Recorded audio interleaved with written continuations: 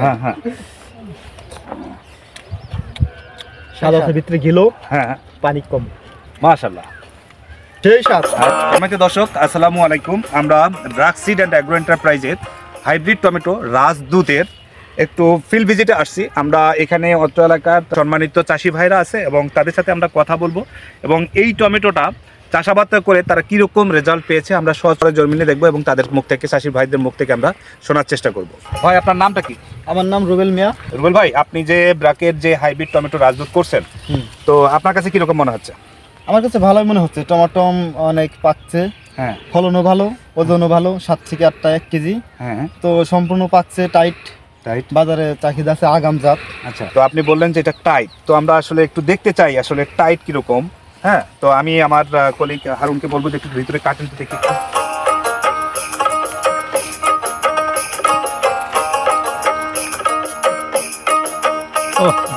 না, টাইট আছে।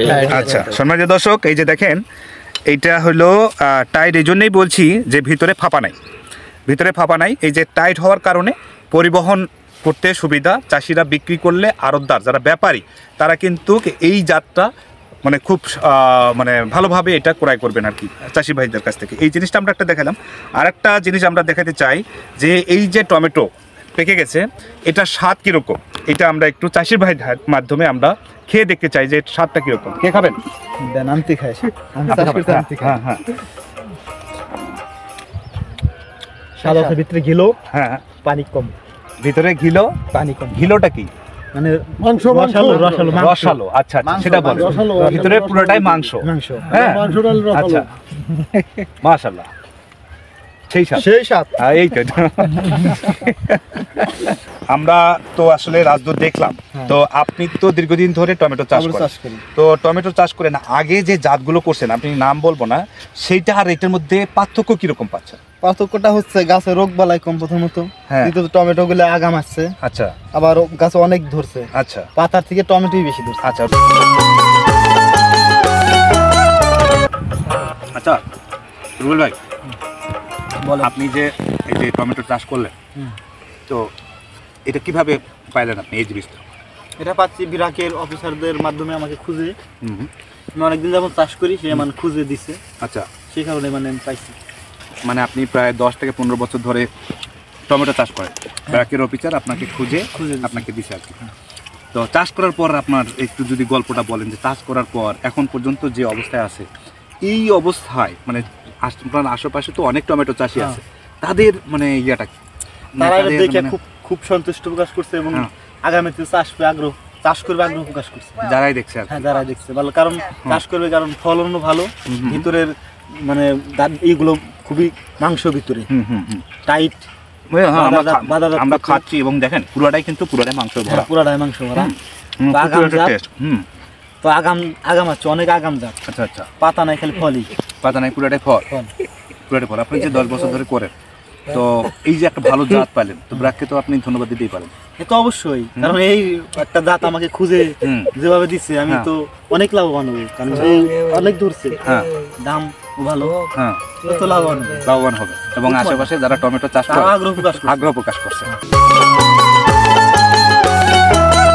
আমার সাথে আমার কলিগ আছে মিস্টার হারুন। আমাদের পাশে কিন্তু আমরা আরেকটা ক্ষেত দেখছি, সবাইকে দেখাইছি। তো তাতে দেখা যাচ্ছে যে সেই গাছে যদি হচ্ছে এখন পর্যন্ত 3 থেকে 4 কেজি ফলন থাকে, সেইখানে এই গাছে এখন 8 থেকে 10 কেজি ফলন মানে এখনও আছে। চাষি ভাই যেটা আশা করতেছে যে 15 কেজি পর্যন্ত ফলন দিবে, এবং উনি আগে চাষ করতো টমেটো 7-8 কেজি টমেটো বেশি উঠাইতে পারতো না। তা এবং চাষি ভাই আমাদের যেটা আরেকটা কথা বললো যে এই টমেটোটা অন্যান্য জাতের চাইতে 10 দিন 15 দিন আগাম। তাতে উনি আগে আমাদের সাথে শেয়ার করলো যে এই টমেটো আমরা 70-80 টাকা কেজি বিক্রি করছি, আর 10-15 দিন পরে উঠাচ্ছি সেই টমেটো 40 টাকা। তাতে দেখা যাচ্ছে 30-40 টাকা 1 কেজিতেই গ্যাপ। তো সেই দিকটা দেখা যাচ্ছে যে আমাদের এই টমেটোটা আগামীতে এই মার্কেটে এই এলাকায় ব্যাপকভাবে চাষ হবে বলে আমি মনে করি। সম্মানিত দর্শক, এই পর্বে আমাদের সাথে আছেন কৃষিবিদ মিস্টার শরীফুল ভাই। আমি আপনার একটু মতামত চাচ্ছি যে আপনার কাছে এই জাতটা কীরকম মনে হচ্ছে প্লিজ। তো আজকে আমরা যে মাঠে আসছি, এটা হচ্ছে ব্রাক সিডের রাজদূত টমেটো। তো এটা নিয়ে আমরা কৃষকের সাথে কথা বলেছি এবং আমরা যা বুঝতে পারছি, উনি বলছেন যে এই জাতটা হচ্ছে আগাম, মানে এটা সাধারণত 60 থেকে 65 দিনের মধ্যে হারভেস্ট করা যায়, যা অন্য জাতের তুলনায় 10 থেকে 15 দিন আগাম আসে। তো চাষির ক্ষেত্রে দেখা যাচ্ছে যে শীতকালীন সবজি বা টমেটোর যত আগাম আসে তত দ্রুত তারা বাজারজাত করতে পারে এবং তারা লাভবান হয়। এই যে ঝোপাটা দেখতে পাচ্ছেন, এটা প্রতিটা গাছে আপনি যদি একটু লক্ষ্য করেন, এখানে একটা আপনি দেখতে পারবেন ঝোপা, আপনি পুরো গাছটা দেখেন, এখানে কিন্তু পাতা কম কিন্তু শুধু ফলই দেখা যাচ্ছে। হ্যাঁ, তো আমার সাথে যে কৃষক ভাই আছেন রুবেল ভাই, আমি তাকে এই বীজটা দিয়েছিলাম যে তার এলাকায় টমেটো চাষ করে। তো ওনাকে বলছিলাম যে আপনি অন্যান্য কিছু জাত লাগান, প্লাস হচ্ছে সাথে সাথে আমাদের রাজদূত যে টমেটো আছে এটাও লাগান, যদি এবার এটা ভালো করে তাহলে আপনারা সামনে লাগাবেন। তো ব্রাকের যে একটা মোটো বা ব্রাকের যেটা চায় যে চাষিদের মাঝে যে নতুন নতুন যে জাতগুলো আছে তাদের সাথে এটা পরিচিত ঘটানো, তারা যদি এটা লাভবান হয় তাহলে তারা এর পরবর্তীতে এটা করবে, সেই উদ্দেশ্যে কিন্তু এই রাজদূত টমেটো আমরা চাষি ভাইকে দিয়েছিলাম। চাষির যে সাধারণত যে চাহিদাটা থাকে সেটা হচ্ছে গাছে ভাইরাসটা আসবে না, গাছে ছত্রাকের আক্রমণ কম হবে। তা আমি যদি দেখাই, আপনি প্রত্যেকটা গাছ একটু লক্ষ্য করবেন, এখানে টমেটোর কিন্তু দেখেন কোনো স্ক্যাপ নাই, কোনো ধরনের ছত্রাকের কোনো আক্রমণ নাই। সাধারণত টমেটোতে অ্যান্থ্রাকনোস নামে একটা ছত্রাক আছে, এটা প্রচুর পরিমাণে আক্রমণ করে থাকে, কিন্তু আমার এই জমিতে আমি কোথাও কোনো অ্যান্থ্রাকনোস বা কোনো ধরনের ছত্রাকের আক্রমণ আমি দেখতে পাইনি। তো আশা করবো এই জাতটা চাষ করার পরে কৃষকরা লাভবান হবে। সম্মানিত দর্শক, আমরা যে জিনিসটা জানলাম আসলে এটা একটা আগাম জাত, পাশাপাশি রোগবালাই মুক্ত এবং ভাইরাস মুক্ত। এখানে যারা চাষিরা আছে এই জাতটা করার ব্যাপারে এবং এটার সচক্ষে ফলন দেখার পর তারা কিন্তু সবাই আগামীতে রাজদূত টমেটো করবে। এটা আপনারা কি সবাই করবেন? হ্যাঁ, যারা দেখলেন তারা কি করবেন? সবাই করার কারণটা কি? আগামীতে করার কারণটা কি? ফলন ভালো, রোগবালাই কম, আগাম জাত। এই পর্বে আমরা এখানে বিদায় নিচ্ছি। আগামীতে আমরা কোনো একটা জাত নিয়ে আবার আপনাদের সামনে হাজির হব, সেই আশাবাদ ব্যক্ত করে আমরা আজকের মতো এখানে শেষ করছি। সবাই ভালো থাকবেন, সুস্থ থাকবেন। আল্লাহ হাফেজ।